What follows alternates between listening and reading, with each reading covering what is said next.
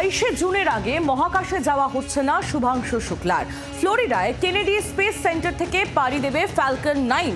14 দিন থেকে বিভিন্ন বিষয়ে গবেষণা করার কথা রয়েছে শুভাংশুদের। এক নাগারে কোয়ারেন্টাইন আইসোলেশনে অপেক্ষা করছেন শুভাংশুরা। রাকেশ শর্মার পর 41 বছর বাদে যাওয়ার অপেক্ষায় শুভাংশু। মহাকাশ অভিযানের দিন শুভাংশুদের পিছিয়ে গিয়েছে বারবার, আর এবার মহাকাশযানে মেরামতের জেরে পিছিয়ে শুভাংশুদের যাত্রা। গোটা দেশ যে মহেন্দ্রক্ষণের জন্য অপেক্ষা করছিল তা হলো শুভাংশু শুক্লা এবং তার সঙ্গে সহ নভশ্চরদের মহাকাশে পাড়ি দেওয়া। গোটা দেশের পাশাপাশি অপেক্ষা করছিল গোটা বিশ্ব, তার কারণ এখানে অত্যন্ত গবেষণালব্ধ ইতিবাচক কিছু ফলাফল উঠে আসতে পারত। সেই যাত্রা বারবার পিছিয়ে যাচ্ছে। অনেকগুলো প্রবলেম আছে। প্রথমে তো আপনারা জানেন যে যখন 11 তারিখ থেকে পিছিয়ে 19 তারিখে করা হলো, তার প্রথম প্রবলেমটা বলা হলো যে ফ্যালকন 9 রকেটটা যেহেতু রিইউজ করা হয়েছে এবং তাতে অক্সিজেন লিক হচ্ছিল।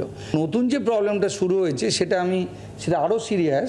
সেটা আমি স্পেস স্টেশনটা দেখিয়ে বলছি যে এই যে স্পেস স্টেশনটা, এর মধ্যে সবচেয়ে পুরনো যে কম্পোনেন্ট সেটা কিন্তু এই সোভিয়েত রাশিয়ার যে জভেজদা, এই জভেজদা কম্পোনেন্ট যেটা, এটা কিন্তু 2009 সাল থেকেই লিক হতে শুরু করছে।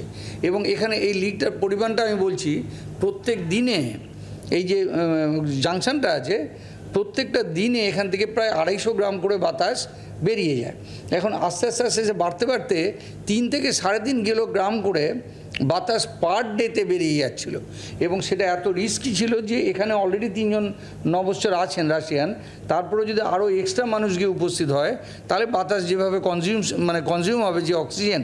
অভিযানে গিয়ে যে ধরনের গবেষণা বা পরীক্ষা নিরীক্ষা হবে সেগুলোও কিন্তু কোথাও না কোথাও তার যে মেয়াদ সেটা উত্তীর্ণ হয়ে যাচ্ছে।